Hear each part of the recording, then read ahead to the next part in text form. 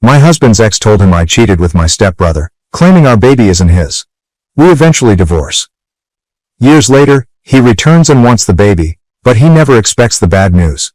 My husband's ex made him believe that I was pregnant with my stepbrother's child, so he asked me for a divorce or an abortion. But after 10 years, he wants to see his child, and I have bad news for him. My husband's ex completely manipulated him into believing that I was cheating on him, but it gets much worse. She convinced him that the person I supposedly cheated with was my stepbrother and that I was pregnant with his child. I would never be unfaithful to him, let alone with my stepbrother. He didn't believe me, so I ended up leaving him. But now he wants to see his child. For reference, and also for me, because I'm not going to use real names here and want to keep track of the fake names I choose, the people involved in this story are as follows. Me. 35 years old Grant, 38, my current husband Sebastian, my stepbrother Ezra, my ex-husband Cassie, in her 30s, I don't know her exact age, Ezra's ex-wife before we met. I'll try to keep this as clear as possible, but this is a mix of seeking advice with anxiety and venting anger that I don't want to take out on anyone else. So even if you're just here to read about the horrible lives of strangers and aren't going to leave any advice, feel free to read. I hope I can do justice to summarizing one of the worst times of my life. Before I get too sidetracked with background information, here's a summary of the current situation. I just found out that my ex-husband has been asking about me after almost a decade of silence because he wants to see me and my child. It might not seem like a big deal when written in one sentence, but I hope as you continue reading, you'll understand why this news has caused such an emotional upheaval. When I was 24 years old, my best friend and I moved across the country to a new city and a new state to start our adult lives. 6 months later, she was offered her dream job in our hometown, and of course I encouraged her to take it. Unfortunately, that meant I was left alone in a new city and a new state. 2 weeks after she left, I met Ezra. I was alone without friends and stressed from my new job. He had just broken up with his high school girlfriend, and all of that combined to form a very intense relationship. A few weeks after meeting, he was practically living in my apartment, and I was convinced he was the love of my life. He was in his last semester of college after changing majors several times and was ready to start working at his father's engineering company half an hour away from the city. Maybe I was starting to see a future in that city. Now, looking back, the cracks were evident from the beginning. Hindsight is much clearer than foresight. When his graduation arrived and his ex-girlfriend showed up with his mother, I simply smiled, introduced myself, and tried to make a good impression on his family. Cassie was practically a family friend, which was expected considering how long they had been together before the breakup, but she was basically the classic girl next door. Their mothers were best friends, so they grew up together, and I was told that the day they started dating was the best day of Ezra's mother's life. Still, I was young, naive, and in love, so I put up with it. I sat next to her and did everything I could to get along with his mother. She never fully accepted me, but I never stopped trying. Cassie became a constant presence in my life from that moment on. Ezra told me it was hard for him to cut contact with her because their families were so close, so I tried to understand. It didn't matter that she clung to his arm at every event or called him by every affectionate nickname in the book. We'd come home to our apartment, because it quickly became our shared home, and he'd tell me he loved me, and I believed him. He simply didn't want to hurt his family by cutting Cassie out. I mean, how could I complain when I loved my own family with all my heart? I would do anything for them, so I could understand that he wanted to protect his mother's feelings. 8 months into our relationship, he proposed to me. I now know he did it the same day he found out that Cassie had a new boyfriend. At the time, though, I was blinded by love and happily accepted, even though there was no ring. I thought he wanted to propose so much that he couldn't wait to get one. A year later, I was walking down the aisle, happy to marry him. Back then, I thought my wedding to Ezra would be the best day of my life. I hadn't seen my family in months, and suddenly, they were all in the same room, celebrating my husband and me. I was so excited to catch up with them and introduce them. Until that point, the only family member of mine Ezra had met was my stepbrother, who had visited me a few months earlier. I didn't even care that Cassie showed up in a white dress or danced almost as much with him as I did. Afterward, I excused it, thinking that Ezra was just celebrating this special day with his lifelong friend. After all, I had danced with my best friend and my stepbrother, the two people closest to me besides Ezra. That's what I did throughout my entire marriage to him. I ignored the warning signs and justified his actions, especially when it came to Cassie. But that should have been a huge red flag. For 2 years, I made excuses every time Ezra prioritized his ex-girlfriend, whom he privately called obsessive and crazy among other insults when no one else could hear. I ignored every time his mother compared me to Cassie. I turned the other cheek every time Cassie made a snide remark disguised as a joke or helpful advice. At the end of the day, Ezra was all I had, right? All the friendships I had made in that city were related to him or us as a couple, and every family connection I had was through him. My family lived in another state, hours away, and Ezra was never willing to make that trip. He was all I had. Then I got pregnant. To clarify, there was no abuse or anything like that. In a way, that would have been easier to explain to my family and friends. What finally made me open my eyes and realize how much Cassie influenced his life was the fact that he truly believed I was pregnant with my stepbrother's child. Take a moment to process how absurd that is. Ezra genuinely thought the baby I was carrying wasn't his but that I had cheated on him with Sebastian, my stepbrother. Since I lived in another city far from home, and our relationship before marriage hadn't been that long, Sebastian and Ezra had only met once before the wedding, when Sebastian visited me early in the relationship. The second time they met was at our wedding. A year and a half after we got married, I flew back to my hometown to celebrate my mother's 60th birthday. Ezra didn't want to join me on that trip. A month later, I found out I was pregnant. I thought Ezra would be happy. He had always talked about wanting a big family with lots of children, and we had friends and family ready to support us. But instead of being happy, the first thing he said was, "She said this would happen." It's been almost 10 years, and I still remember it with total clarity. I was completely confused. The only explanation he gave me was, "She warned me, and I should have believed her." Instead of being happy, he left the apartment that same night and didn't answer any of my calls or messages. When he returned the next morning, he gave me two options: abort or divorce. To save you the details, when I finally managed to get him to explain what was happening, it turned out that Cassie had been filling his head with lies. Apparently, during our wedding, she convinced him that Sebastian and I were behaving inappropriately for step-siblings, that we were too close, too affectionate. According to her, the way we hugged, how we posed in family photos, and how we spent time together at the reception were too intimate, almost romantic. She even told him that I had likely moved to our city because I was heartbroken after Sebastian got a girlfriend. After our wedding, Cassie spent months filling Ezra's head with lies about Sebastian and me. All she had were small fragments of our relationship that she saw on social media since Sebastian lived in another state, but that didn't stop her. Then, when I traveled alone to see him and came back pregnant, that was all she needed to convince Ezra I was cheating. Naturally, I denied everything. None of the accusations Ezra believed because of Cassie were true. Sebastian was practically like a twin brother to me. The accusation was not only absurd but deeply offensive. 7:31. But Ezra didn't care. He didn't care when I offered to take a paternity test. He didn't care when I showed him medical reports indicating that I was already pregnant before I traveled. He didn't even care when I broke down in front of him, begging him to come to his senses. It was a tough blow, but I couldn't ignore it. I packed my bags, requested a transfer at work, and went back home to my real family. All things considered, the divorce was relatively simple. Ezra's mother had insisted on signing a prenuptial agreement, and the lack of shared assets made the process quick. Ezra also refused any paternity test and thus signed a document relinquishing any rights to our unborn child. I hadn't heard from him since then. And now, I find out he's looking for me and our son. My concerns are as follows. My current husband Grant knows very little about Ezra or how my previous relationship ended. He knows I was married and that it didn't end well, but that's it. It's only a matter of time before Ezra finds a way to contact me. What am I supposed to do when that happens?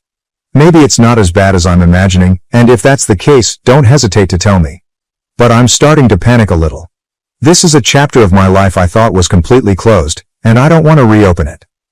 Update 1. With the intention of not attracting more attention than I already have, I'll try to be even more vague with the details of this situation and of all the people involved.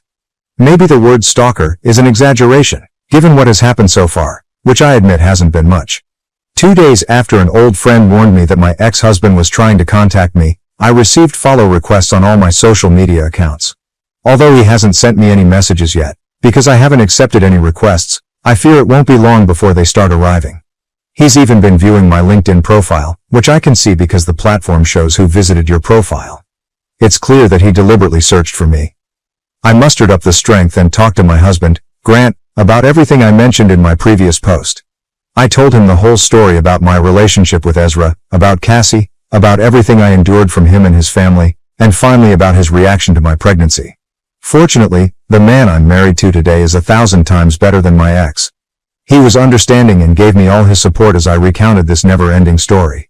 When I finished, he was more concerned about finding a way to comfort me than about the fact that I had never told him this before. Of course, just at that moment, the follow requests intensified. We talked about what to do and decided to block all his accounts on every platform where he found me, which was basically all the ones I have. He had been stalking every corner of my online life. Luckily, all my accounts are private. I thought blocking him would give me some peace of mind, but then the messages started coming. He created fake accounts to send me private messages on almost every platform. In them, he said he had made a mistake, that he wanted to see me and meet his son. All the messages were different, but they ultimately said the same thing. He wasn't going to stop contacting me until I let him see his son. He insisted that the child deserved to know his real father, and that having a biological father was better than having a stepfather. He claimed that I couldn't understand because, according to him, I had always thought that relationships with in-laws were the same as blood relations. The more I ignored him, the longer his messages became, insisting that he had the right to see his son. He wrote that he would keep creating new accounts and that I couldn't block him forever. I have no doubt that he will continue trying to contact me. I just hope that sending longer messages is the only way he escalates this situation. Grant has assured me that we are completely safe and that Ezra won't do anything really dangerous, but I have a bad feeling about all of this. Update 2. He showed up at my mom's house. My ex-husband, whom I hadn't seen in nearly 10 years, showed up at my mom's door because I wasn't responding to his messages. I visit my mom every Saturday without fail unless something important comes up. I always take my son with me, but since Friday night, he had slept over at a friend's house. This time, I went alone. In the morning, I didn't notice the car parked across the street or the man sitting in the driver's seat, at least not until I parked in the driveway and got out of the car. That's when he also got out of his car and walked toward me. Understandably, I was shocked and afraid when I saw a man standing next to me, but when I recognized him, the fear didn't go away. He was outside my mom's house, a place he never visited during our marriage, a place he never bothered to go. His response? "What are you doing here?" It was the same as in his messages. He wanted to see his son. He had tracked me across the country, apparently finding the address through shipping records when I moved, just because he wanted to see his son, the same child he once believed wasn't his. I don't know if I was stupid or brave, but in that moment, fear left me, and I was overcome with rage. I didn't care that he had found my mother's address. I didn't care that we were in the middle of a neighborhood known for its nosy neighbors. And I didn't care that I was alone with him for the first time since our marriage ended. I yelled at him with everything I had inside me, throwing every single thing he had done during our relationship in his face. His only defense was that Cassie had manipulated him. He told me he was hurt and vulnerable and believed his lifelong friend. Apparently, this all started when Cassie almost got married a few months ago and finally confessed to him that she had been lying the entire time. The moment Ezra found out I had been pregnant with his child, he started looking for me. Thankfully, none of our mutual friends gave him my number, so he resorted to finding me online. And when I blocked him everywhere, he had no choice but to find me in person. He said he was desperate to see his child, but I had bad news for him. He didn't have a child. The stress of his accusations, the divorce, and moving across the country piled up, and just a few months after we separated, I lost the baby. The child he had given up on never came to be. Ezra didn't have a child. My son, Spencer, is Grant's son, my stepson, whom I adopted as my own. He has the same red hair as me and a personality just as intense. Because Ezra was right about one thing, for me, relationships with in-laws are just as valuable as blood relations. I have a child, but Ezra doesn't. By that point, I'd been yelling so loudly and for so long that my mother and stepfather came out of the house along with several curious neighbors. I don't know if it was the audience or the shock, but when my stepfather told Ezra it was best for him to leave, he left without arguing. Maybe I should have told him all of this from the beginning instead of blocking him and ignoring his messages. But how could I have known he would show up here? I just hope that now that he knows the truth, he'll return to his life far away from me and my family. Update 3. Logically, I should have realized that it wouldn't be that easy to get rid of Ezra, not after he followed me across the country, desperate to see a child who doesn't exist. To be honest, when I called him a stalker in the earlier updates, part of me was joking, trying to feel better about his sudden reappearance in my life. Yes, he had followed my every move on social media where I had an account. But there's a big difference between being a passive observer and becoming an active stalker. Apparently, Ezra was more than willing to make that leap. I don't know why I thought he'd believe me when I told him Spencer wasn't his son. To be clear, he isn't. Spencer doesn't even have a biological connection to me beyond my marriage to his father and my adoption of him. We don't share blood. The coincidence that we both have the same red hair was something Grant and I called destiny when I decided to adopt Spencer as my own. However, expecting Ezra to believe me, when the main reason for our divorce was precisely that he refused to believe me, was foolish on my part. Honestly, I don't know exactly what I expected from him. Maybe I thought he would simply accept what I told him and disappear forever, that I'd never have to see him again. After that day at my mother's house, I started noticing his car everywhere.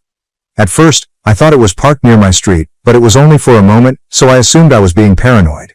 The second time I thought I saw his car, I mentioned it to Grant. From then on, we both started being more vigilant, and sure enough, his car kept appearing. Every time we noticed it, he would speed off before we could do anything. 2 weeks of that was enough for us to go to the police. We had taken some photos of his car in different places, mostly near my mother's house and ours. I thought surely the police would take seriously the fact that we were being watched and followed by my ex-husband, who was convinced that my child was his. Surely, they would take some action. Apparently not. Although what we presented might seem suspicious, the police told us they couldn't arrest someone just for being near us. We had no proof that he intended to harm us, and he hadn't done anything directly against us. So, we're on our own in all of this. Update 4. I'm happy to report that my ex-husband will no longer be a problem for me or my family. After doing everything we could to convince the police to take preventive action without success, we finally managed to present the necessary evidence for him to be arrested. As I mentioned in my previous update, Ezra had been lingering around Spencer's school. The conclusion was clear: he wanted to take the child he believed was his, no matter what I wanted. Obviously, neither Grant nor I were going to let that happen. Fortunately, our neighbor, who was a teacher at Spencer's school, shared our concern.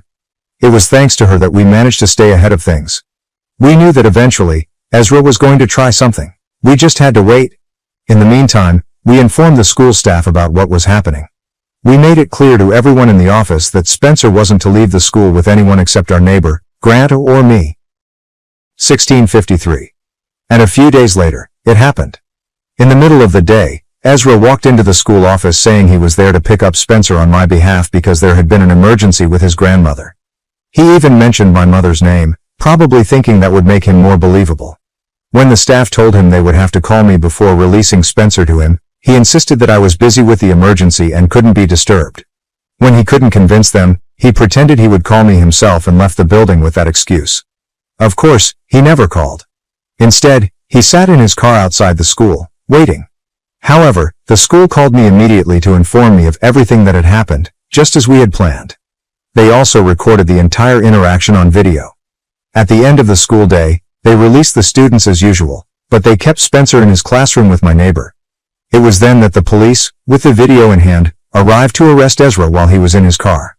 Inside the car, the police found 2 plane tickets to his home state along with high-powered sedatives. They believe his plan was to use that medication on Spencer to take him away. Ezra was arrested and will remain in custody until his trial, where he will face charges of conspiracy to commit kidnapping, endangering a minor, and any other charges they may add. Finally, our nightmare is over. Update 5. It's been months since my last update. Ezra is in prison. I'm not going to detail all the exact charges against him because I don't want anyone to be able to discover his real name and track me through this, but I can say he will be in prison for several years, although I would prefer he stayed there forever. The charges include the ones I mentioned in the previous post, along with a few additional ones. Somehow, he got away with some charges, which makes no sense to me. But as long as he's behind bars, I don't care. He tried to justify the sedatives by saying they were his, which was true, because he had a prescription. He had been taking them after he found out the truth. Still, the plane tickets and the whole plan were so disturbing that he might have thought of using them. In addition to that, we now have restraining orders against him for Grant, Spencer and me. He will never be able to approach Spencer's school without being arrested. During the trial, an official paternity test was conducted that proved, once and for all, that Spencer is Grant's son. My medical records were also presented, with my consent, confirming that I had a miscarriage a few months after my separation from Ezra, all those years ago. Ezra did all of this to end up in prison for absolutely nothing. And do you know what the cherry on top is? Cassie. She showed up at the trial and made a huge scene, pretending to be devastated because Ezra was going to jail. Shortly after, her husband publicly left her. Apparently, she had been constantly posting on social media in support of him. In her last post, her husband commented that she was free to go support him in prison, since she refused to stop talking about him. Some friends from the city have told me that her divorce is already in process. Of course, I've blocked Cassie and all of Ezra's acquaintances on every platform I could think of. I've cut off any possibility of running into them again. Update 6. Cassie and Ezra were together, which many people suspected in the comments, and I won't deny that I did too. That's why she almost ended up getting divorced. I don't know if their relationship started while Ezra and I were still married, before we got married, or after our separation. But what's clear is that she had always wanted to go back to him. The good news for her is that now she'll be able to enjoy conjugal visits in prison and won't have to hide from her husband while she does her thing with Ezra. Obviously, it won't be as glamorous as doing it in a fancy hotel, but not everything in life is perfect, right? The funniest part is that I found out about all this because Cassie reached out to me via email. Yes, she had the audacity to send me a message full of insults and hurtful comments. As you can imagine, basically, she tried to rub it in my face that she had won, because in the end, thanks to the lies she put in Ezra's head, she ended up with him. I was very tempted to respond and tell her she shouldn't feel so proud, because all she got was a pathetic loser. But the truth is, I wanted to be the more mature person in this situation. That's a lie. I told her. And of course, after sending her my response, I blocked her. I imagine she must have sent more emails full of inappropriate things, but luckily for me, no one is going to read them. What a tragedy, right? Anyway, although I could have taken the high road, in the end, I couldn't resist having that last word. Sometimes, being a little immature is the best therapy. Update 7, I just found out something I'm sure will leave you all speechless, and I couldn't wait to get home to write it here. Ezra has been beaten up in prison, don't worry. If any of you feel sorry for that gentle soul, he's out of danger. But from what I've been told, in prison, they don't look kindly on men who try to kidnap children. So, he received a special welcome to make it clear what they think of someone like him. No matter how much Ezra has tried to play the victim all this time, the rules inside prison are very different. There, his attempts at manipulation and his superior attitude mean nothing. And it seems he has learned that the hard way.